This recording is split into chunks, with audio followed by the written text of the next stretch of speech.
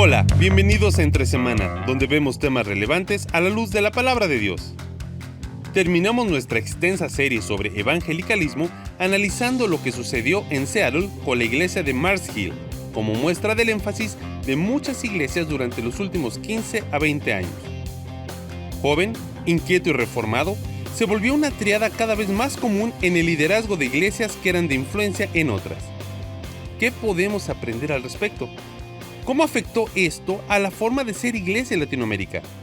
Acompañemos a Alex y a Marcelo en el cierre de esta interesante serie sobre el amplio espectro de la cristiandad aquí en Entre Semana. Costa Mesa, Colorado Springs, Chicago y ahora... ¿Me olvidé de uno? No, está bien. No, sí. Sí, okay. sí. Y ahora... ¿Dónde terminamos? Vamos a terminar en Seattle, Washington. Una vez más, nos estamos enfocando en Estados Unidos porque por este último siglo, Claro.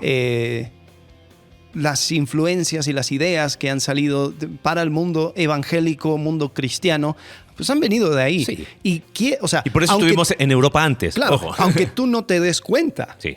Estas son ideas. O sea, ¿por qué la iglesia que está a la esquina de tu casa está abriendo un sitio multicampus? Bueno, posiblemente por conceptos que tuvo Rick Warren, que tuvo Bill Hybels. ¿Por qué tienes en tu librería de la iglesia la familia cristiana? Por lo que pasó en Colorado Springs. Sí. Oye, y la iglesia esta de La Viña que está por acá, bueno, Ajá. vamos a Costa Mesa. O sea, exacto. Estamos a...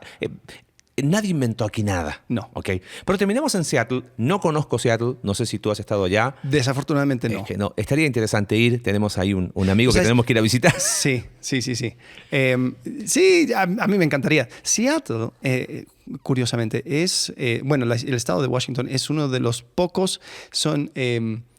bosques, son los rainforests, ¿cómo se dicen en español?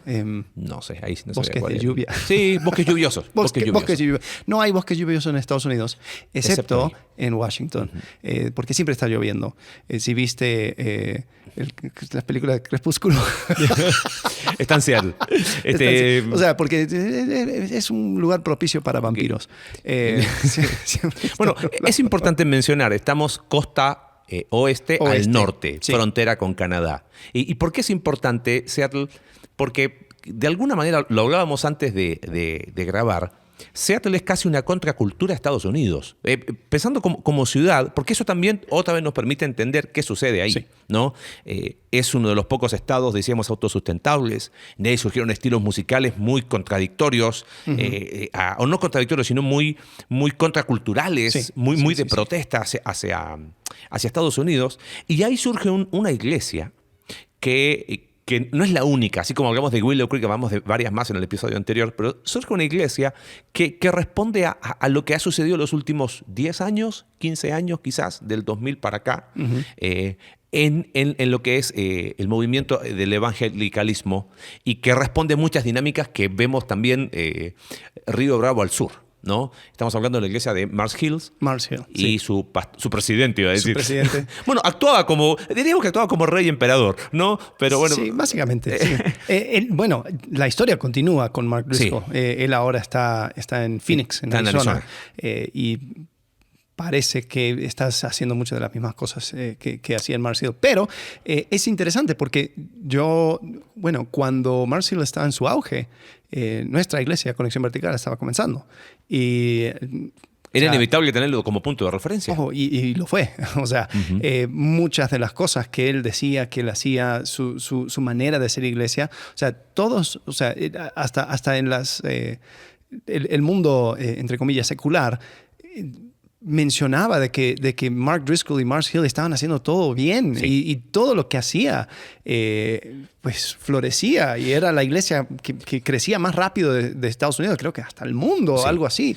Entonces sí hay que reconocer de que él captó la atención de la iglesia evangélica por un buen rato. Sí, tuvo una mega iglesia, fue multicampus, llegó a estar en 15 lugares al mismo tiempo. Empezó a la par de la iglesia organizaciones paraeclesiásticas como Acts 29. Bueno, él no lo comenzó. pero sí fue... Sí, fue parte de... Creo que fue... Si no lo comenzó, estuvo en el board fundador. Sí, si no me equivoco. hay esto. Bueno, si quieres más información, hay un podcast que nosotros pues, seguimos. Sí. Desafortunadamente está en inglés, pero se llama The Fall of Mars Hill. Ajá. Y va hablando acerca de todo lo que vamos a poner el link. Inicios. Sí, vamos a poner el link porque para que tú lo puedas escuchar. Increíble. Ese podcast es increíble. Te llega a dar miedo porque está tan bien hecho, tomando clips de las cosas que este hombre decía. Y mostrando cómo es que algo quizás que en sus inicios tuvo las mejores intenciones, se fue transformando y moviéndose a algo que después mucho del mundo evangélico rechazó. Mark Driscoll, ¿por qué lo que hace él es algo que llama mucho la atención? Porque si no la fundó, fue parte del inicio de Acts 29, fue parte del inicio de Gospel Coalition. Ajá. Entonces, no es que él la fundó, pero fue parte del board inicial. Gospel Coalition, Coalición por el Evangelio. Que publica muchas cosas que aún, o sea, en el mundo latino se lee. Se lee muchísimo. Sí. Pero él estuvo ahí. ¿Por qué razón? Porque primero estamos hablando de es una iglesia no denominacional. ¿Ok? Y vamos a hablar un poquito de eso cuando hablemos en la próxima serie que vamos a empezar. Pues ya no nos da el tiempo. ¿Ok? Pero si se dan cuenta, pasamos de la hipercentralización católica romana, la atomización, pero bajo ciertas estructuras tradicionales, ahora a la mayoría de las iglesias que marcan referencia son no denominacionales, ¿no? Pero este hombre no era de círculos pentecostales carismáticos, no tenía una formación, no era bautista, era no denominacional, pero su teología era reformada. Entonces, al ser reformado, tuvo mucha relación. John Piper fue una de las personas que tuvo muy estrecho contacto con él. Por eso hablaba de Acts 29, por eso hablaba de Gospel Coalition. ¿Por qué? Porque era un tipo que era un liderazgo muy, muy carismático, pero al mismo tiempo era bíblicamente bien, había una buena exposición bíblica, o sea, no había manera de entrarle. Era como el rebelde con causa, ¿no? ¿Podríamos decir así? Sí. Él veía el mundo, veía que su ciudad se caía a pedazos, o sea, había muchos problemas a nivel de sociedad, pero también veía que las iglesias quizás no tenía esa relevancia cultural, y él empieza a trabajar dentro del movimiento. Bueno, algunos le meten, y ahí es donde etiquetas puede ser un poco difícil. Hay un movimiento llamado la iglesia emergente. Ajá. ¿No? Que era mucho, o sea, se clasifica como tipo un movimiento post-verdad, postmoderno. Es la iglesia postmoderna. Sí. Iglesias pequeñas, iglesias en casa. Y dentro de esta iglesia emergente hay algunos que, claro, según es como la historia, ¿no? Está dividida entre buenos y malos. La clasificación obviamente le dieron los buenos. Hay iglesias que son consideradas emergentes, pero que tienen que ver más con cosas quizás exteriores, pero hay otras que tienen que ver más con lo filosófico, donde hay una... Yo personalmente, desde el punto de vista teológico, para mí la iglesia emergente, desde el punto de vista de la posmodernidad y la posverdad, es el nuevo liberal, es el liberalismo alemán de fines de 1800. Quitemos todo lo sobrenatural de la Biblia y nos quedamos con un libro humano y ya está, y se acabó, ¿viste? Pero un poco en eso aparece este hombre intentando hacer iglesia de una manera diferente, quizás con la misma buena intencionalidad que tuvo Willow Creek en su momento. La tiene acá, solo que como la tiene con un contenido, fíjate, Bill Hybels decía, yo no tengo idea de lo que estoy hablando, y se jactaba de eso, pero este tipo tiene un contexto reformado, calvinista, o sea, es invitado a conferencias. Pero él también se jactaba de que nunca fue a seminario. Sí. Él también mantiene esa rama. Es interesante eso. Algo hay ahí. Hay como, diríamos que una especie de falso... O sea, de un lado tienes personas que si no les dices doctor y le besas el anillo, no puedes acercarte a ellos. Y por otro lado tienes personas que se jactan de su ignorancia teológica, como falsa, no sé. Driscoll era raro porque él se jactaba de que no tuvo una educación formal, pero también se jactaba que leía un libro al día. Entonces, era como que o sea, soy súper inteligente. Claro. Y muchos en su círculo decían, sí, lo es. Él es sumamente inteligente. Pero también decía, pues, no, yo no vine de ninguna universidad ni ninguna de esas cosas. No sé quién tiene la culpa, pero yo creo que Wesley ahí metió mano. Hay que echarle la culpa a Wesley. Pero, ¿por qué razón Seattle y lo que pasa con Mark Hills toma importancia en la forma de ser iglesia y de entender? Porque ahí es donde uno dice, oye, ¿por qué esta iglesia? Surge hay un artículo en Christianity Today, que después fue un libro de Colin Hansen, que se llama, en español, Joven, Inquieto y Reformado, donde estamos hablando de pastores que son jóvenes, ¿okay? Ya no está la idea de la figura de 70 años del pastor de la iglesia, muy inquieto de alcanzar su mundo, ver cómo poder llegar a la cultura, y reformado. Entonces, eso hacía que, este movimiento está bueno. Y búscalo después si quieres, Joven, Inquieto y Reformado, y vas a ver muchísimas cosas. Está el artículo inicial, después salió un libro. Hay críticas a ese concepto, hay personas que dicen, no, por eso no fue todo malo. Pero ese es el contexto en el que Mars Hill, esta iglesia, empieza a ser destacada. Sí, y si podríamos decir algo, el resurgimiento de un movimiento reformado, como que empezó a respetar un poco la historia, ¿no? O sea, dentro de todo, como que había ese deseo de conectarse con algo que sucedió en la historia de la iglesia, y definitivamente tomando muchos conceptos de Jonathan Edwards, de Juan Calvino y todos los reformadores. O sea, como que sí hubo un deseo de conectarse con la historia. Ahora, algo curioso es que Mars Hill fue como que la mezcla de todas estas últimas ciudades que hemos estado hablando, porque tenía la adoración de Costa Mesa. Si se acuerdan, Calvary Chapel tenía su disquera, Maranatha Music. Una de las cosas que hace Mars Hill... Tuve cassette de Maranatha Music. Ahí reveló mi edad y tenía la palomita ahí, viste, estaba buenísimo. No eres tan viejo, yo también lo tenía. Bien, gracias. Qué bueno que no soy el único. Sí, me despertaba con Maranatha. Claro. Pero una de las cosas que tenía Mars Hill era que ellos querían interactuar con la sociedad, con la música. Es más, algunas de las canciones que nosotros cantamos en la iglesia viene de bandas de Mars Hill, Citizens, King's Kaleidoscope. Muy buena. Sí, y música buena, y como que la conexión que tenían con sus raíces reformadas hacía que las letras... El contenido muy bueno. Tuviera un enfoque, porque ¿qué sucede en Costa Mesa? En Costa Mesa nace lo que se llama como CCM, ¿no? Christian Contemporary Music. Sí. Que mucho pop, mucha cosa acá, pero después termina con un mensaje tan aguado que la verdad no sabe si está hablando de Jesús o de un novio. Driscoll quiere alejarse de eso. Quiere música excelente, entonces sigue el modelo de Costa Mesa, pero él quiere letras bíblicas. Entonces empieza a levantar bandas. No solamente eran grupos de alabanza, eran bandas musicales que sacan letra original. Curioso, la razón por la cual saca letra original, o sea, como que por un lado se conecta con la historia, por el otro lado hay un rechazo a todo lo que vino antes de él, porque decía, todo está mal. Ninguna de estas músicas sirve. Nosotros tenemos que crear nuestra propia música. Entonces van creando esta música. Tiene el fundamentalismo de Colorado Springs también. Porque él era tradicional en esas cosas. Él hablaba matrimonio, hombre-mujer, sexualidad. O sea, él condenaba como pecado conductas de carácter homosexual. En eso era diferente en la iglesia emergente. Claro. Porque la iglesia emergente pues tomaba mucho de la tradición de Europa, de los teólogos de Europa que simplemente iban aguando el mensaje.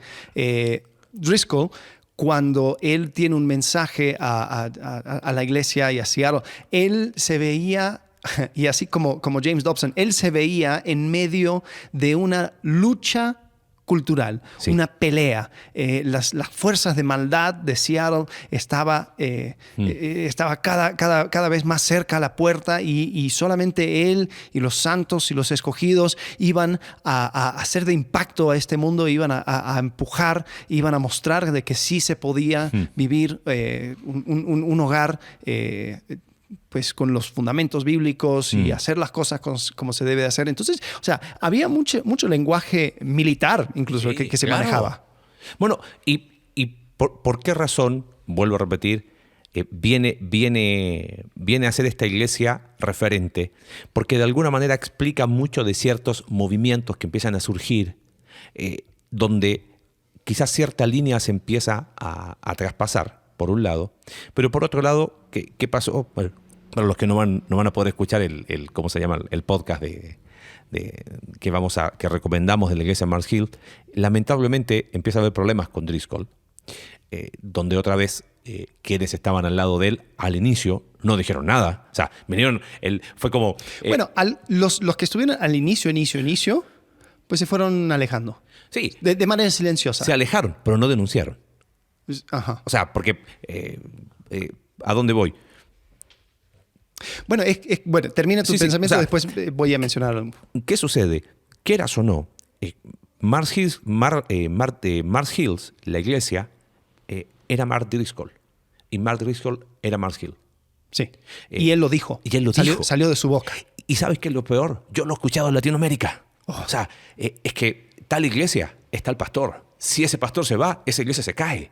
Yo digo, ¿de dónde vino eso? Vino de Seattle. O sea, ¿entiendes? Bueno, y eso a su vez vino de Bill Hybels, Claro, del hombre fuerte. del hombre fuerte. El O sea, que aparece en las pantallas en 7 campus, o sea, y el que está dotado por el espíritu de la predicación y todo lo demás. Entonces, este tipo empieza a tener ciertas formas en su predicación que no son del todo cómodas para muchos, pero nadie dice nada. Empieza a hacer declaraciones raras, pero me alejo, pero no condeno. Empieza a ser muy vulgar en sus predicaciones. Los primeros focos amarillos son esos. Empieza a hablar en un lenguaje bastante vulgar en sus predicaciones, pero acá lo que menos queremos es identificarnos con cierta tradición, pero es donde uno se cae, hemos dicho tanto, del otro lado del caballo o se va al otro extremo del péndulo. Pero a mí lo que me llama la atención es que si bien hubo gente que terminó alejándose, no hubo alguien en ese momento, hey, ¿qué estás diciendo? Los que lo terminaron haciendo fueron los ancianos de la iglesia, porque empezó a haber una cultura de liderazgo muy déspota, muy dictatorial, muy autócrata, y eso generó que algo no anda bien y terminó con los desastres que pasó. El tema es que lo que pasó ahí lo empiezas a ver después en otras iglesias, en otros liderazgos de movimientos paraeclesiásticos. ¿Qué pasó? No es que le copiaron a Driscoll. Lo estoy diciendo, Driscoll vendría a ser ¿viste esa frase? Para muestra un botón. Ajá, bueno, sí, ahí sí, tienes, sí. pero de lo que está pasando a nivel general Él llevaba del el movimiento. estandarte, si se Claro. podría decir. Sí. Y algo curioso, bueno, y todos, vuelvo a decir, era parte del complejo Sí, evangélico Ajá. industrial, porque incluso Tim Keller, él hablaba de esos primeros momentos, esos primeros tiempos cuando él estaba trabajando con la Coalición por el Evangelio. Ujú. Y él decía, bueno, la verdad nosotros éramos un grupo de gente que estaban tratando de armar algo. Driscoll nos proveía la plataforma y nosotros nos subimos a la plataforma. Claro. Estamos haciendo algo que creemos que era muy bueno y, por cierto, Coalición por el Evangelio creo que ha sido de mucho impacto. De mucha bendición, y claro. ha sido bueno. Pero claro, si lo que tú estás haciendo es entrando en, o sea, comunión o trabajando con una persona que dice, pues no estoy de acuerdo con todo lo que está haciendo, pero por lo menos tiene una plataforma. Sí. Ahí lo vas a pensar 2 veces antes de denunciarlo, porque dices, pues entonces, ¿qué va a pasar conmigo? Con mi plataforma, claro. Con lo que yo quiero hacer. Entonces se empieza a entretejer un montón de cosas. Sí, y Driscoll es un personaje muy, muy interesante porque va mezclando un montón de esas diferentes ramas de pensamiento que hemos estado hablando de diferentes ciudades, ¿no? Él aprovecha a lo máximo el concepto de multicampus, multisitio. Él predica, pero también, o sea, como dije, tiene esa conexión reformada, pero también medio carismático. Sí, porque él era, además, en cuanto a dones espirituales, continuista. La alabanza era otro. O sea, es Era un híbrido muy, muy interesante de analizar. Rompió muchos paradigmas. Claro, totalmente. Y en ese sentido, para lo bueno, o sea, de manera buena, ¿no? Así como hablamos de Bill Hybels, nos desafió a pensar de diferentes formas, de que era posible conectarse con la historia y poder citar teólogos o poder citar figuras de la historia cristiana y no perder esa relevancia, digamos, del día a día. Y es interesante porque lo que pasa con Driscoll es que en sus inicios es criticado por los cristianos políticamente inclinados más a la izquierda, porque él sigue siendo muy tradicional, pero cuando empieza su transformación es criticado por el otro lado, ¿viste? Sí. Más conservador, entonces como que por eso terminó siendo el chico rebelde, ¿no? Sí.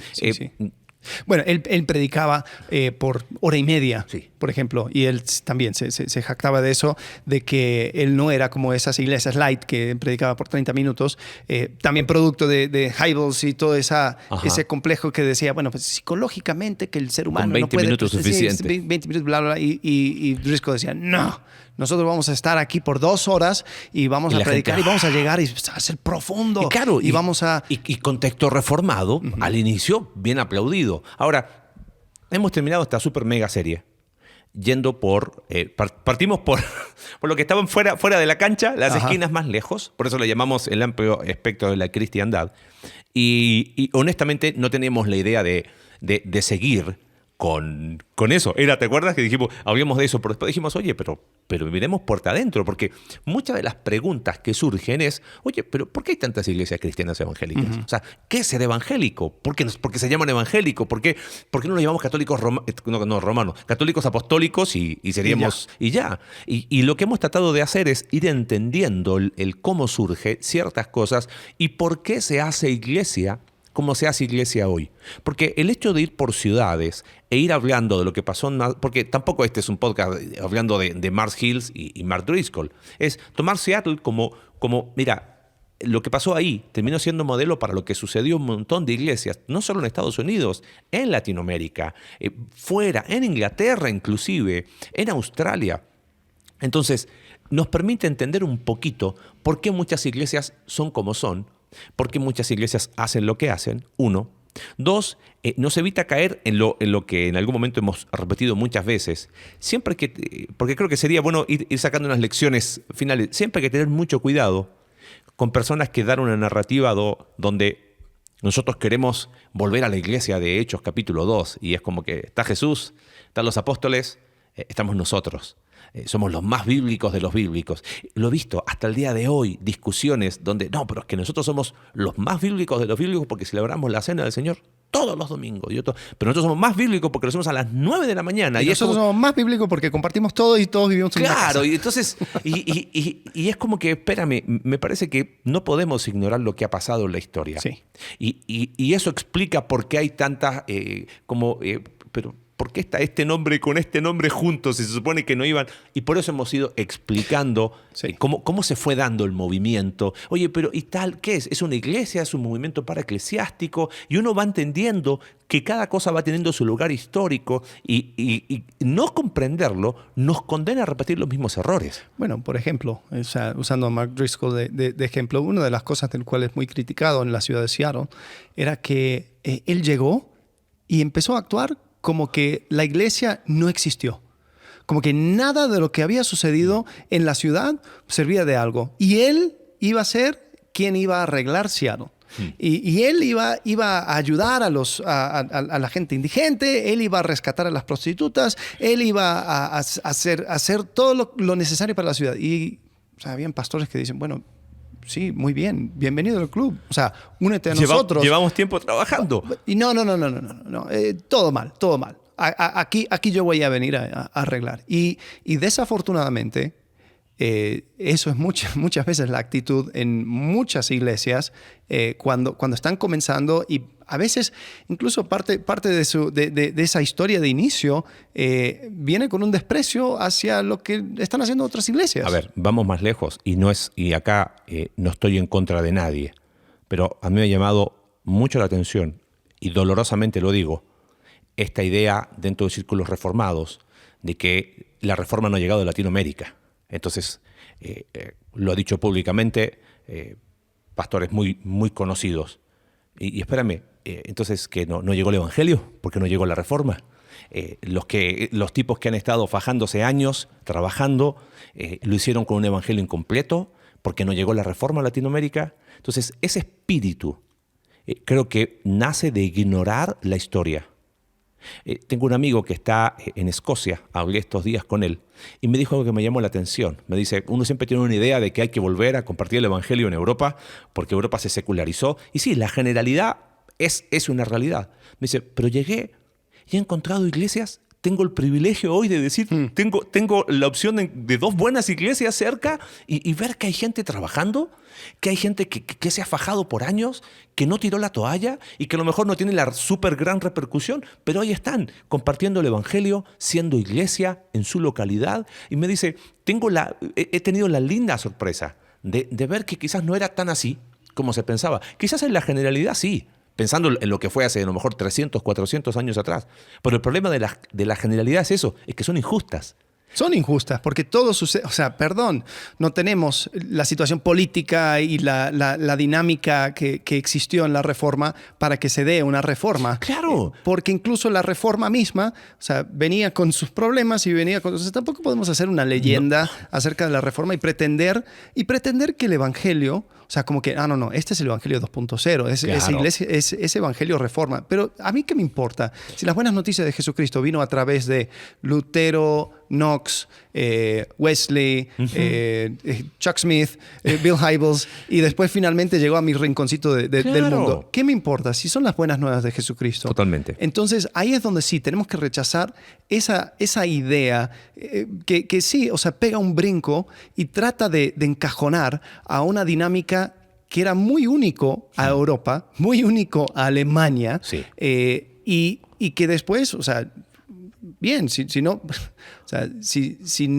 puedes aseverar de que no llegó la Reforma a Latinoamérica, pues eso no importa. Que llegue Cristo a Latinoamérica y que también podemos respetar y entender de que esto ha sido parte de la conversación durante siglos. Sí. O sea, seguimos como iglesia adaptándonos a esta nueva realidad, seguimos con ese mismo fervor y agradezcamos incluso esas personas y esos movimientos que van recordándonos acerca de la iglesia de Hechos 2, ¿no? Porque, totalmente. O sea,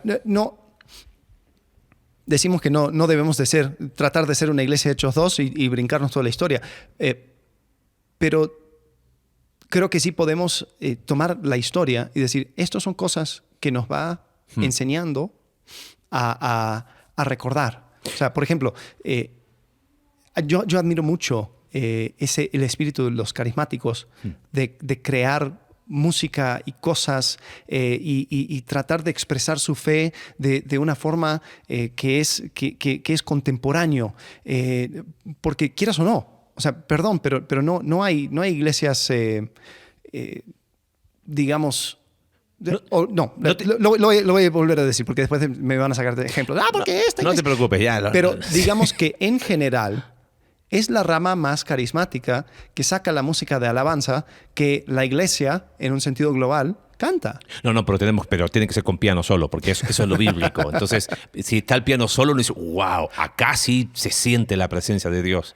Admiro la fe de los carismáticos. Claro. O sea, el hecho de que hubo un avivamiento en Azusa, donde las personas creían y enfatizaban la presencia real y actual de Dios, donde ellos estaban, es algo de admirarse. Sí. Podemos hablar todo el día acerca de los errores, de los problemas, de las consecuencias. Siempre hay algo que aprender. Siempre. Admiro al trabajo de James Dobson, de ir tomando herramientas de la cultura y decir, ¿sabes qué? A la luz de la palabra de Dios se puede hacer. No tenemos que ser llevados y arrastrados por lo que dicen algunos intelectuales. Yo voy a estudiar un doctorado y voy a decir, a la luz de la palabra de Dios, uno puede vivir con los principios bíblicos. Y por eso, pensando en la historia, es que uno tiene que evitar esta idea dicotómica. Ya que tenemos, ¿cómo se llama? Estamos terminando nuestra serie y tenemos los minutos de confesión de pecados. Esa enfermedad que tienen algunos de que o eres esto o eres esto otro. Claro. ¿Viste? Y como todo tiene que entrar en una frase tuiteable, ¿ok? Se hace corto Y es como que, espérame, ¿tengo que elegir estas dos opciones? No, la historia nos invita a aprender. Entonces ustedes como son así como iglesia, asumen que por eso todo esto viene en el paquete. Y como son de esta manera la iglesia, asumen que todo eso viene en el paquete. Y no es así. Eso habla mucho de nuestra ignorancia histórica. Por eso es importante aprender.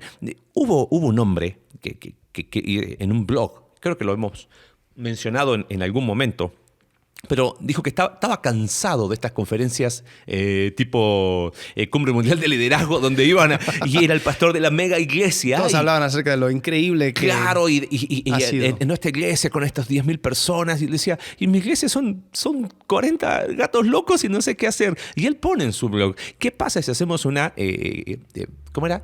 Epic Fail Conference, ¿no? O sea, una conferencia de grandes fracasados, sí. ¿no? Gran fracaso conference, ¿no? Donde él dice, y si abrimos un espacio para hablar de lo que implica ser pastor de una iglesia que está llena de fracasos, podemos hablar de nuestro modelo no exitoso, de que probablemente no vamos a ser nunca recordados, de que nadie nos conoce y que nuestro éxito a lo mejor tiene otra métrica. Y el autor lo puso en un blog. Y le empezaron a escribir. ¿Dónde va a ser la conferencia? ¿Cuánto va a costar? ¿Qué fecha es? ¿Qué fecha es? O sea, ¿qué te muestra? Hay una necesidad, creo que hoy por hoy, aún pandemia, potenció muchas cosas. Porque al final terminaste teniendo iglesia a la carta. Alex y Marcelo están muy aburridos. Puedo ir a otras iglesias donde a lo mejor pueda haber otro nivel de producción. Oye, se escucha horrible. Sí, perdón, no tenemos. y generó en muchas iglesias una crisis. Hubo iglesias locales en pandemia que cerraron. Damos gracias a Dios porque fue Dios y no nosotros, y la fidelidad de Dios a través de las personas de nuestra iglesia que nos permitió mantener durante pandemia. Pero hubo un montón de iglesias que cerraron en pandemia. ¿Por qué razón? Porque no tenían cómo mantener, no supieron cómo seguir y se unieron a la iglesia multicampus del otro lugar del mundo. Y yo hoy, el otro día leía una publicidad que decía, mujeres del mundo, únanse a nuestra reunión. O sea, espérame, está bien, yo entiendo, alcancemos el mundo, pero lo alcanzamos a través de una iglesia que tiene un impacto en un lugar. Bueno, y eso creo que lo estoy diciendo desde un podcast, pero es algo chistoso cuando pastores empiezan a prestarle más atención a la gente que se están conectando por el streaming que su propia iglesia local. Entonces es como que les encanta poder decir, hola, congregantes de iglesia Nos local, están escuchando desde... y aquellos que están conectándose alrededor del mundo. Sí. No. Perdón, o sea, gracias a Dios, sí. Nosotros con lo que tenemos y las pequeñas herramientas, sí tenemos, o sea, gracias al Internet y todo el avance tecnológico, tenemos un alcance mundial. Pero nunca olvidemos, como dijimos en el episodio pasado, o sea, de que el trabajo es local. Es acá. Y lo hemos dicho muchas veces, este espacio surgió para la iglesia. Y no queremos que pierda eso, para la iglesia Conexión Vertical. Y hemos hablado y ha sido una herramienta que pensamos que ha sumado un granito de arena y queremos que siga siendo así. Si después tiene un impacto más allá, qué bendición. Pero no queremos perder eso, ¿no? Pero lo que tú dijiste, inclusive, ya que estamos y tenemos todavía el tiempo, en algún momento nos preguntaron, ¿te acuerdas? Oye, pero ¿vas a seguir transmitiendo por YouTube el culto? Y la gente no va a querer venir. Mira, si estamos con el miedo a que no quieran venir porque prefieren lo online que lo presencial, que sigan online. O sea, sí. Y no estamos pendientes de quién está, porque entendemos que es una herramienta, porque hay personas que a veces tienen un turno un fin de semana, qué sé yo, pero lo esencial está acá. Lo esencial ocurre cuando somos iglesia el domingo y cuando seguimos siendo iglesia en la semana. Creo que una de las cosas que uno tiene que aprender a valorar es el espacio donde Dios te puso. Pienso en nuestra iglesia Conexión Vertical y pienso en las personas que nos escuchan quizás desde otros lugares. Valoren su iglesia local, amen su iglesia local, sean parte activa de su iglesia local. Si lees libros pero es que yo leí el libro tal, bueno, era un contexto donde te hemos tratado de explicar en términos sencillos, porque si lees un libro escrito de contexto Willow Creek, ves tu iglesia y te pones a llorar quizás. Pero no todo lo que necesariamente se plasma en un libro es reproducible acá. Y la historia demuestra que no es mejor. O es necesariamente verdad. Claro. Porque es muy fácil el libro armar una todo. pantalla. Claro, amigo, por supuesto. Que cuando vas detrás de eso, ves un montón de problemas.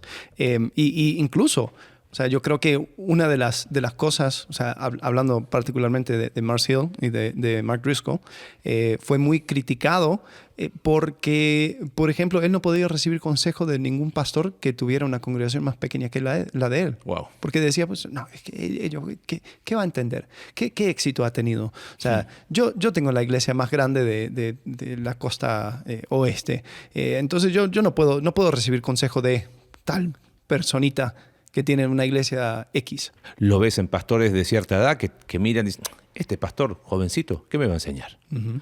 Pasa lo mismo con edad, pasa lo mismo con experiencia, Sí. pasa lo mismo con tamaño de congregantes. O sea, creo que aprender de la historia de la iglesia nos tiene que llevar a ser humildes y dependientes de Dios. Hay una frase muy trillada, pero me parece que tenemos que amar más el Dios de la obra que la obra de Dios. Y a veces podemos llegar a desplazar a Dios y amar lo que hacemos en el nombre de Dios. Y eso es súper peligroso. Dios, si lo ponemos en el lugar que debe estar, amamos lo que Él hace. Y Él lo que hace es ese lugar local donde te congregas, donde eres parte, donde a lo mejor todavía suena desafinada la guitarra, donde quizás no hay instrumentos, pero hay personas que aman a Dios, donde se expone la palabra de Dios, donde se busca hacer iglesia, y con las pocas herramientas que quizás puedes ir teniendo, sé proactivo en tu iglesia local. Piensa en cómo sumar, piensa en, oye, he podido tener un pantallazo, porque dijimos desde el principio no somos historiadores, un pantallazo de lo que es aciertos y desaciertos, cosas buenas, cosas malas, pecado. Aprendamos de eso, ¿no? Totalmente. Me ha gustado esta super mega serie. Quedamos cortos en algún momento. Tuvimos que parar un capítulo porque ya no estábamos entusiasmando mucho, pero es que estamos condenados a repetir los mismos fracasos y los mismos errores si no aprendemos. Claro, y ojo, la historia se sigue escribiendo. Totalmente. O sea, en 10 años vamos a hablar acerca de las cosas que hoy en día pensamos que es fantástico e increíble, pero después Claro. tiene ciertas consecuencias en algunos años. Totalmente. Entonces, ahí tenemos que ser sensibles. Yo creo que tenemos que ser sensibles de dos cosas. Uno, no flashearse por la cosa nueva que acaba de salir.